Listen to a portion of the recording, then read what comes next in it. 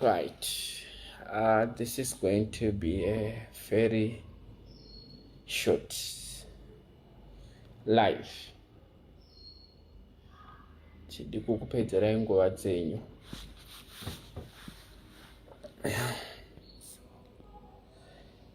All right. Greetings to everyone. My diaries. Muri kunzvimbo dzakasiyana-siyana. Thank you very much. Nekuya kwamaita pa Sis Melly diaries. Okay. Hi Precious. Hi Belinda. Kazhinji kachona munongotoona tichirova yekwedi 1-to-1. Iye yamunotoona tiri kusaidi kwekwe. But so far nhasi hatisi koko. Hi Sis Febi, Sis Chalima, Aisha. Right.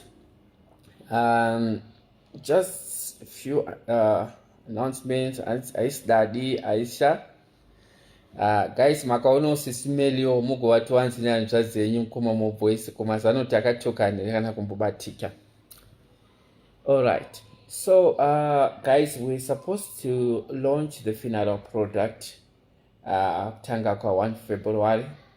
I think we had a lot of discussion vanhu vakawanda panapa kuti when we are doing these funeral plans, for example, from Cape Town to Harare, we charge my families 30,000, 25,000, Johannesburg to Harare 15,000, 20,000, and vazhinji they are not able to afford my results. I can confirm with you guys kuti the past few days mapalaces akazara, vamwe vakauya akasiya mabodies avo, vamunesi tikuya kuzotora toda kutondoviga, vamwe vakangotisi izvozvi, and you don't know what to do, there's no communication and so on.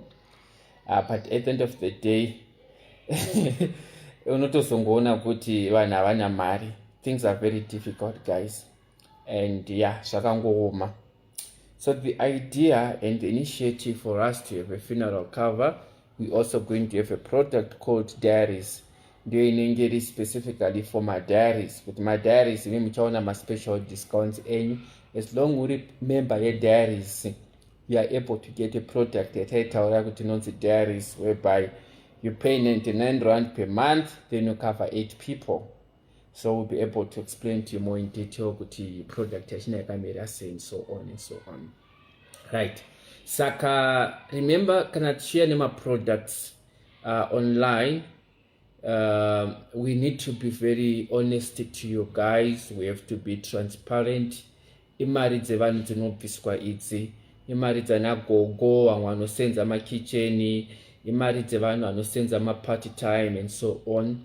So we need to make sure that we protect mari dzinobviswa nevanhu. Anditi, if we have to rush to do things nekumhanya nekuita sei, hazvizopi picture yakanaka. The next day munenge maakundiverenga kumafira kureva, munenge maakundiverenga kumvenge kuti onai mbavha iyi yakatijoinisa zvakati and so on, mari dzedu dzakatsakatika and so on. So I don't want to betray my diaries, because mimi ndima hama dzangu, ndimi munondirwira hondo dzese dzinoitika. So I need to make sure that I do things according to the law and so on. So the idea of having the funeral plan, we are going to include my underwriters. The underwriters ndo vanhu vaya vanenge vachichengeta mari dzamunobhadhara. If you are taking a policy from Mr. Munetsi, mari haisi kuenda kuna mukoma Munetsi, mari inoenda kuma underwriters. Then vamunetsi vanongoona a small portion yavo, but the underwriters ndo vanozocover my expenses yokuti pakaitika nhamo, let's say mune product diaries, mashayikirwa nagogo wenyu ari kuZimbabwe, obviously vamunetsi vanokuti handina mari izvozvo and so on. But the underwriters, then they will release the money for the funeral. So we've been engaging with the different underwriters to make sure that we get the best product. And the good thing about underwriters, my underwriter ndezvekuti in the event yekuti vamunetsi vari kuti zvebusiness zvandikona, ndauda kungofocusa nekwangu kwandandiri kwekungotakura, the South African government through the Financial Service Board, Financial Service Act, Financial Service Board, yakachinja zita, just correct me. They'll make sure kuti mari dzichicontribute kuproject yaMr Mukoma Mnetsa havachasvigoni vari kuwandirwa nebasa, but chichi chaitika kune vanhu vanga vachicontributa mari dzesedzidzi. So when you're involving my underwriters, zvichireva kuti ve-FSCA, department regovernment, vano make sure kuti maclients ese aya anga achibhadhara mari dzavo dziri in safe hands, vatorwa vaendeswa kune rimwe someone who will be able to assist. So the main idea of having an underwriter is to make sure kuti maclients mari dzavo dziri safe. We are coming from a situation, a background yeZimbabwe, kuti vanhu vakanga vati mapolicies kunanawo mucho makambani akati pakangochinjwa dhora zvinzi hakusisina, vanhu vese vakabva vangonzi vanyura. So we need to protect my clients kuti whatever happened, kuti even vamunetsi vakashayika nhasi, is the company still going to continue, vanhu vachikwanisa kuwana maservice awere. So this is the main idea, that we are engaging the underwriters. They will be able to assist us on that. So just be patient. We are finalizing everything. We're going to launch the product very well. Panapa muchizoona ma certificates enyu anenge aripo. If you want the contact number for the ombudsman, we'll do everything according to the law.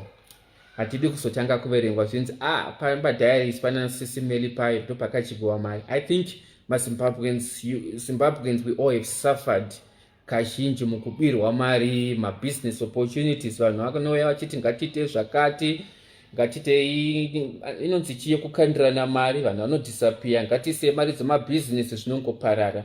So that's why muchiona kuti sometimes it's not kuti maZimbabweans they don't want to go into business, but vanhu vanzwa nokubirwa.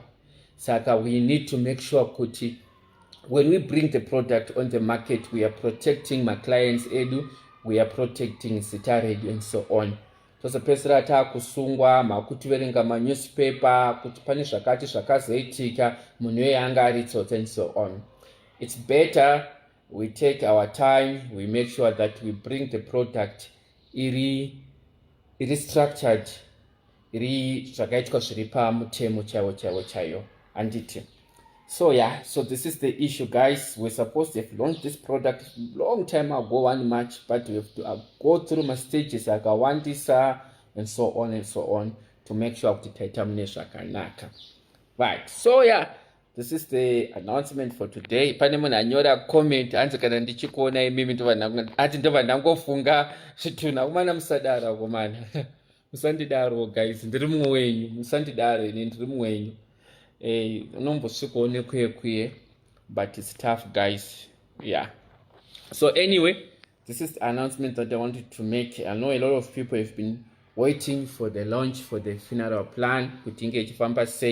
As I mentioned to you guys, this is going to be a very excellent product, and even if you are in South Africa, you are able to cover people in Zimbabwe. If you are in UK, kunana sesi, nana sekuru, nana gogo, nana tete vari kumusha, you can also cover them. And uri mu South Africa, uri ku Botswana, uri kuchi, zvekungonzi kwashaika kumusha tumirai mari zvinofanira kupera. You are able to kuti vamunetsi, inini ndine vanhu 5 vandosati vakakosha kumba kwangu kumusha, ndimai vangu, nditete vangu, ndigogo, ndisekuru. Saka vanhu ava ndongokumbira kuti ndokwanisa kuvakavhere. I want to pay every year. Ndongozati kutanga kwegore ndabhadhara premium yevana vangu. We are able to provide you zvinhu zvakadaro. I'm not sure this question kuti live inete asandamboedha munhu, but somebody. Yeah. So yeah, that's the announcement that I have for you guys today. Kuti project was supposed to have launched on the 1st of February, but the paperwork here hasati yapera. Pane madelays ari kuitika. Remember, the systems in the government at the moment, they are not functioning very well. I sent an email to FSCA yesterday. I've been in touch with the ombudsman. I've been in touch with the compliance officer. Been in touch na underwriter. But we all have to work together to bring a very good product. Hello.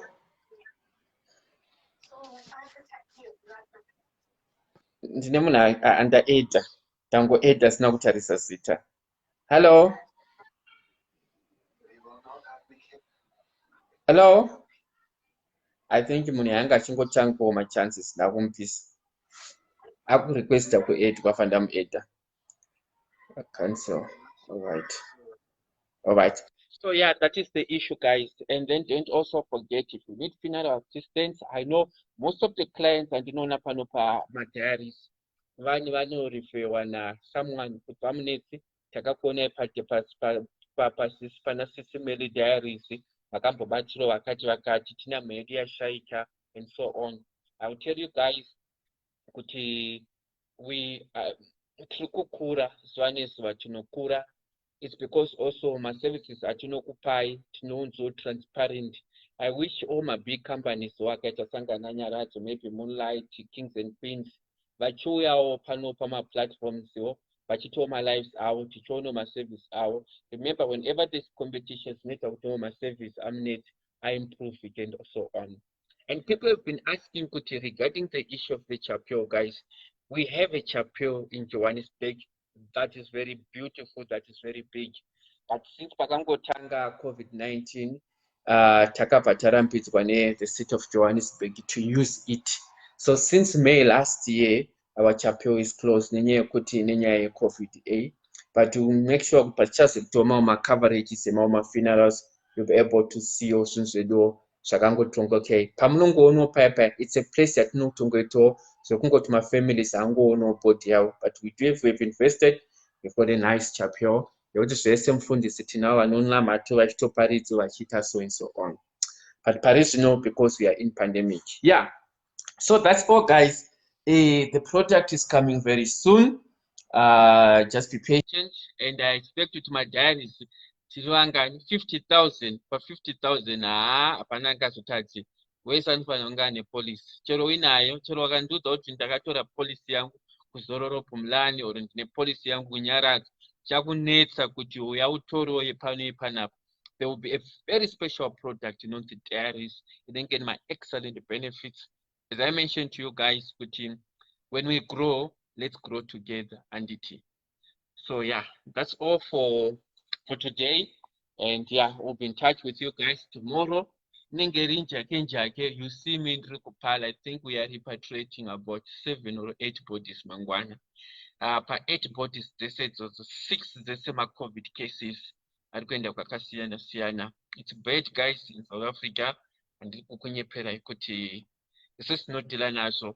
I can confirm with you now that even getting a coffin in South Africa, it's becoming a gold. You have to give somebody no sense of kwatinotenga kwemari kutomsira kati kuti panongoya macoffins please undichengetero akati.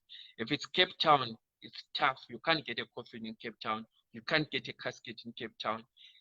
Anongoya, I think Monday chete ndo painodhirivwa truck inoya rakazara immediately ropa rangopera ipapo. So these are the zviratidzo zvemazive kupedzisira kuti guys, COVID is real. Vanhu vanofa nayo vatinosangana navo vanhu vakangofananawo neni munetsi vanorarama vanoita sei, but vanozongobatwawo nayo. Saka let's try our best to make sure kuti maprecautions atiri kuudzwa iwayo, those are simple things, guys, but vazhinji vanozongorealiza zvatioma kuti iCOVID. Izvi vanhu mafamilies anenge achitaura nawo marecent days kuti zvakafamba sei, vamwanotokuta kuti anga ari right, anga ane kaelement keflu, but hatinambofungidzira kuti zvinongoipa. The moment munhu paendeswa kuhospitari atofa otozoudzwa kunzi no iCOVID. So let's just try our best kufollowa zvatiri kudzidziswa, mamask, hygiene and etc. zvinotibatsira. So that's all for today, guys. Tatosangana mangwana tichita my lives for my repatriations that tiri kuita amangwana. So thank you very much.